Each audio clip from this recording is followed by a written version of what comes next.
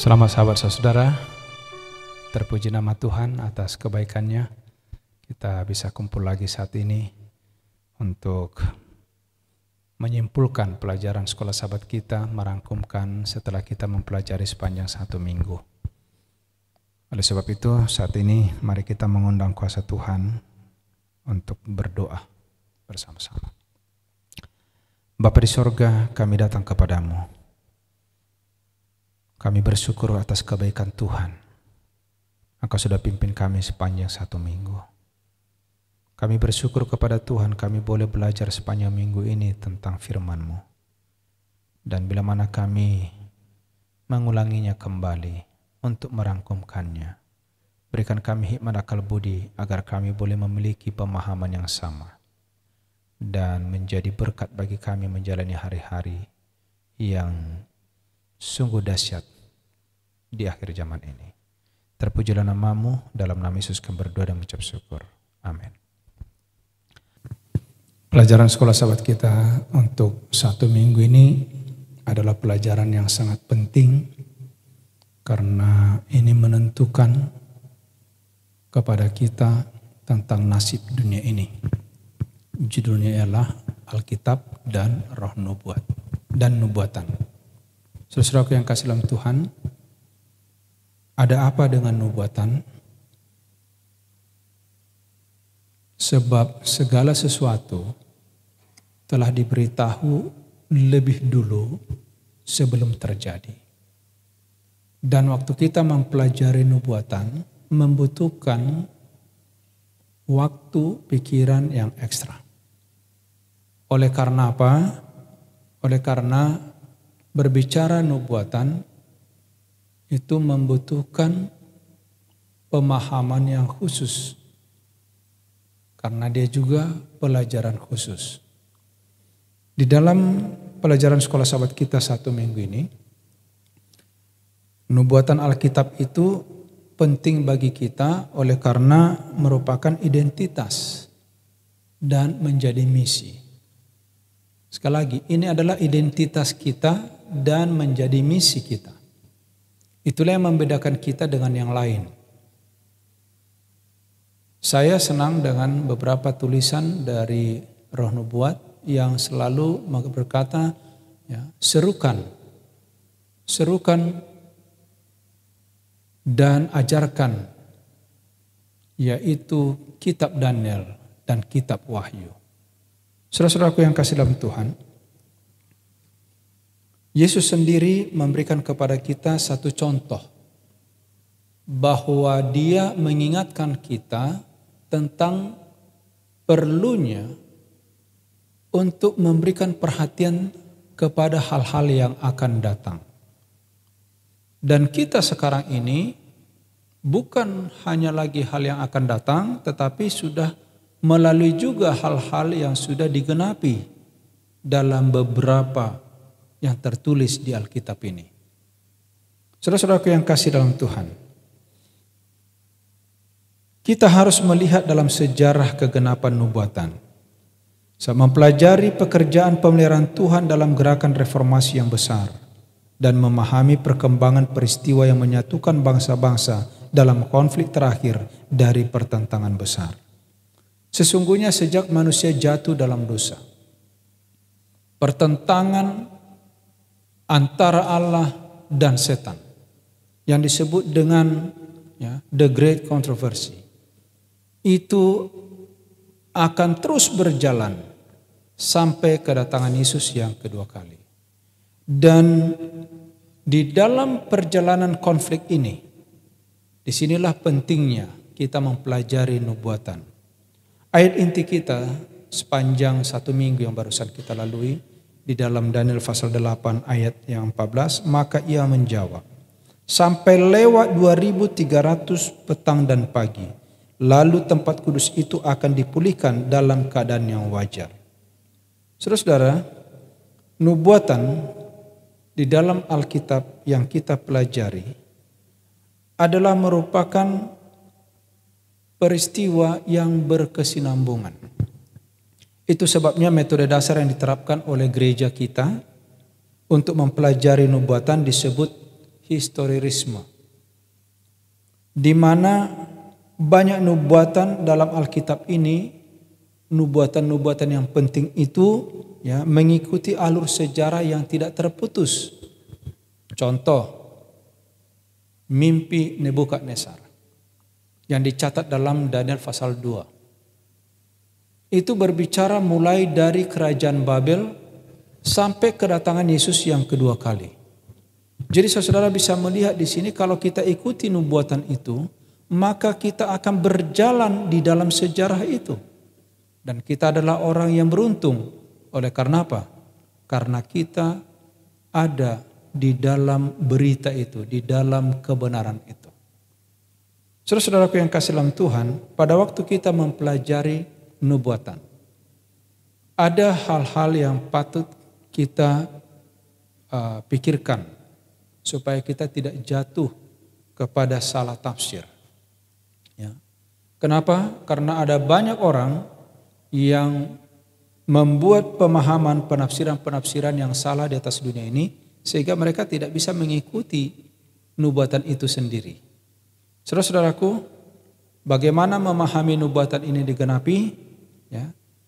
Dan sekarang juga kata Yesus, aku mengatakan kepadamu, sebelum hal itu terjadi, supaya kamu percaya apabila hal itu terjadi.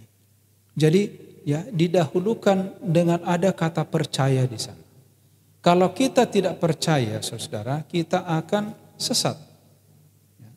Dan waktu kita mengatakan kita percaya, kita harus mengadakan penggalian, pendalaman terhadap nubuatan itu. Nah, ada yang penting, prinsip di dalam mempelajari yang namanya nubuatan sejarah, yaitu mengenai prinsip tahun dan hari. Di dalam Bilangan pasal 14 ayat 34 dan di dalam Yehezkiel pasal 4 ayat ke-6, mari kita buka Alkitab kita, apa yang dituliskan di sana, Bilangan pasal 14 ayat 34. Di sini ada perhitungan yang digunakan di dalam menafsirkan nubuatan. Ayat 34. Sesuai dengan jumlah hari yang kamu mengintai negeri itu, yakni 40 hari. 1 hari dihitung 1 tahun. Jadi 40 tahun lamanya kamu harus menanggung akibat kesalahanmu, supaya kamu tahu rasanya jika aku berbalik daripadamu. Pada waktu orang Israel diberikan janji keluar dari perbudakan tanah Mesir, di tanah Mesir, dikirim pengintai, 12 pengintai yang dikirim itu, mereka mengadakan perjalanan 40 hari, tiba di Kanaan. Tetapi orang Israel sekarang pada waktu mengadakan perjalanan keluar dari Mesir ke tanah Kanaan jadi 40 tahun. Kenapa? Oleh karena tadi alasannya mereka orang-orang yang memiliki kesalahan, berontak kepada Tuhan. Tadinya hanya 40 hari, tapi sekarang 40 tahun. Nah, hitungan itu 1 hari ditentukan menjadi 1 tahun. Saudaraku yang kasih dalam Tuhan, ini berjalan dalam perjalanan nubuatan yang ada di dalam Alkitab. Yehezkiel pasal yang keempat, ayat yang ketiga, ayat yang ke-6. Apa dikatakan oleh firman Tuhan? Yehezkiel pasal 4.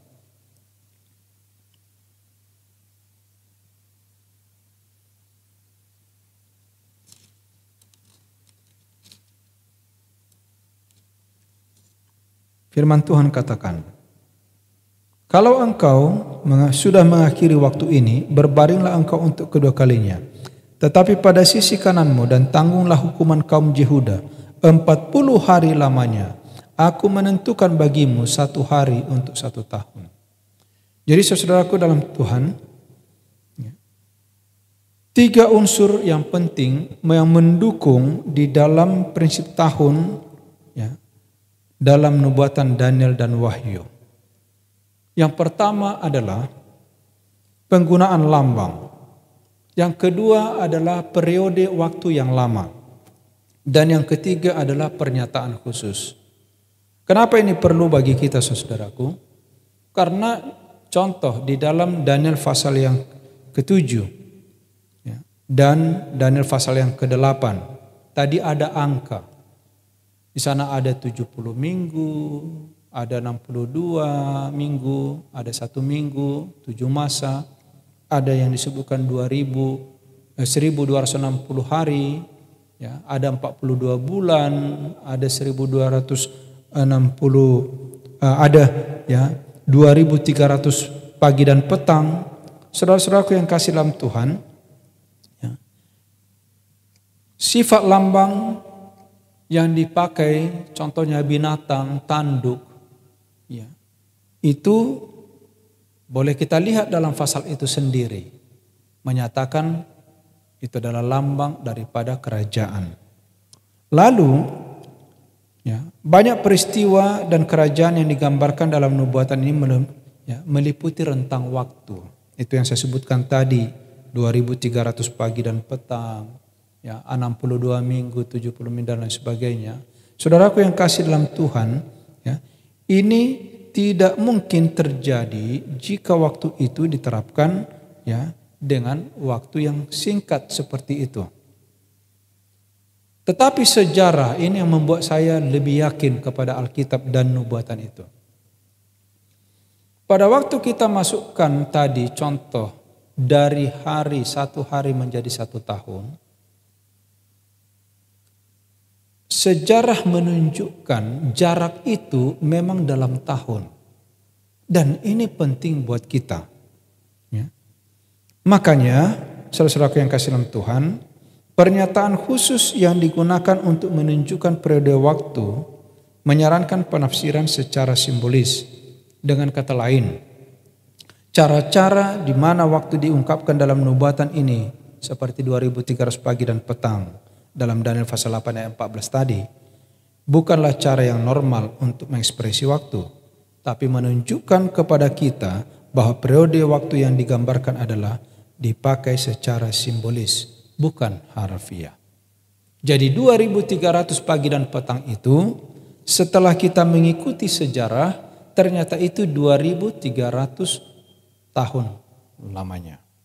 Saudara-saudaraku yang kasih dalam Tuhan, itu masalah waktu.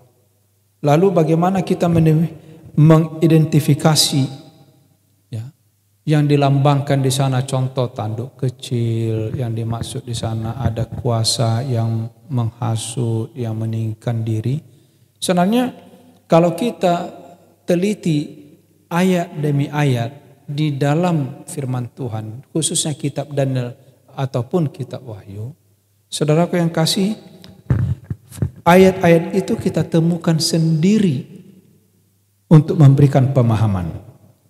Contoh, ya, dalam Daniel pasal 7 ayat 1 sampai 25, Daniel 8 ayat 1 sampai 13, bila mana di sana dibandingkan, saudaraku yang kasih, ya, bahwa ada satu kuasa yang disebut dengan tanduk yang kecil, ya, akan muncul. Tetapi sebelum muncul itu, ya, Daniel pasal 7, Daniel pasal 8, kedua-duanya digambarkan sebagai tanduk, kedua-duanya memiliki kuasa menganiaya, kedua-duanya meninggikan diri, menghujat Allah, ya, keduanya menargetkan umat Allah menjadi ya sasaran mereka, kedua-duanya ya, juga ya tetap ada sampai akhir zaman. Kedua-duanya akan dihancurkan secara supraalami, artinya bukan karena kekuasaan manusia, tetapi itu adalah kuasa Tuhan. Jadi kita bisa melihat di sini, saudaraku, bagaimana firman ini yang dicatat dalam Alkitab, nubuatan tentang kejadian-kejadian yang berkesinambungan itu, alam, sejarah turut untuk menyaksikannya, menyatakannya.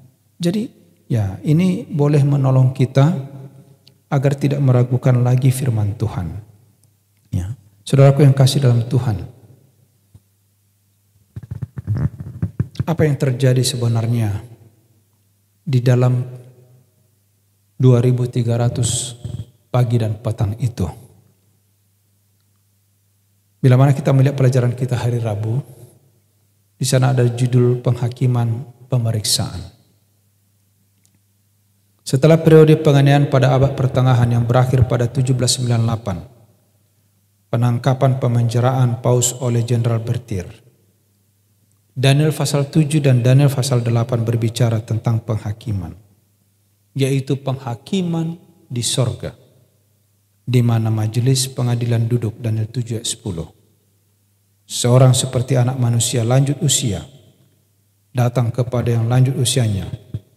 Ini adalah pemandangan penghakiman sebelum kedatangan Yesus yang kedua kali. Saudara-saudara, bila mana kita mau mendiagnosa atau meneliti lebih dalam titik awal dari 2300 pagi dan petang atau 2300 tahun, ini ada di dalam Daniel pasal 9 ayat 24. Di mana nubuatan 70 minggu, 70 kali 7, 490 hari atau 490 tahun adalah catak atau dipotong dari penglihatan 2300 tahun dari Daniel 8 ayat 14. Dan saudaraku yang kasih dalam Tuhan, itu adalah dicatat dalam Daniel pasal 9 ayat 25, memberikan permulaan periode waktu sejak keluarnya perintah untuk membangun dan memulihkan Yerusalem. Dan tahun untuk peristiwa ini adalah tahun ke-7 zaman Raja Artasastra, yaitu sekitar 450 tahun 457 sebelum Masehi. Dan bila mana kita hitung ini ke depan, kita akan sampai kepada tahun 1844. Yang tidak lama setelah 1798, di mana di sana Yesus masuk ke dalam bilik yang maha suci, yang maha kudus, untuk memulai pekerjaannya. Jadi saudaraku yang kasih dalam Tuhan, bila mana kita rajin menghitung hari-hari dan melihat sejarah, maka kita akan menemukan kesejajaran antara Alkitab dengan bukti yang nyata pengalaman manusia. Itulah sebabnya saudaraku yang kasih dalam Tuhan, di dalam pelajaran hari Kamis, tipologi sebagai nubuatan. Apa maksudnya di sini saudaraku? Sesungguhnya simbol-simbol nubuatan apokaliptik seperti yang ditemukan di dalam kitab Daniel dan Wahyu memiliki satu penggenapan tunggal. Jadi maksudnya begini, apa yang ditulis di dalam kitab Daniel, demikian juga yang ada di kitab Wahyu itu, sebenarnya misinya sama. Yang diterangkan itu sama. Tidak beda. Kenapa? Karena satu misinya, yaitu penggenapan yang direncanakan oleh Tuhan tentang dunia ini dan masa depan dunia ini. Jadi walaupun dalam berbagai bentuk disampaikan, contohnya dalam bentuk patung, dalam bentuk binatang, saudaraku, yang disampaikan dalam mimpi, dalam khayal, tetapi intinya ialah itu hanya mempunyai satu tujuan tunggal, yaitu pelajaran mengenai nasib dunia ini, perjalanan raja-raja di dunia, kerajaan di dunia, sampai kepada kedatangan Yesus yang kedua kali. Nah, sekarang saudara-saudara yang kasih dalam Tuhan, poin yang sangat penting yang kita mau lihat di dalam pelajaran satu minggu ini ialah bahwa Tuhan bekerja melalui nubuatan, sejarah yang berkesinambungan. Tuhan tetap memimpin umatnya. Dan ingat, nubuatan-nubuatan itu satu persatu sudah digenapi.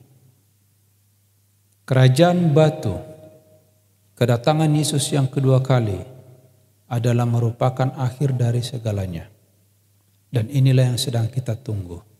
Kalau itu sudah terjadi saudara, maka sempurna sudah apa yang menjadi pekabaran yang disampaikan melalui nubuatan tentang akhir dunia ini dan kedatangan Yesus yang kedua kali. Intinya bagi kita untuk mempelajari dengan sungguh-sungguh pelajaran nubuatan ini adalah semakin kita menggali, semakin kita mengerti, semakin kita melihat bagaimana Tuhan bekerja. Dan bagi saya secara pribadi dan mudah-mudahan buat kita semua, semakin kita meyakini bahwa firman Tuhan ini betul-betul datang dari Tuhan, diilhamkan. Karena apa yang ditulis di dalamnya semuanya terjadi sesuai dengan apa yang disampaikan oleh Tuhan. Tuhan kiranya memberkati kita.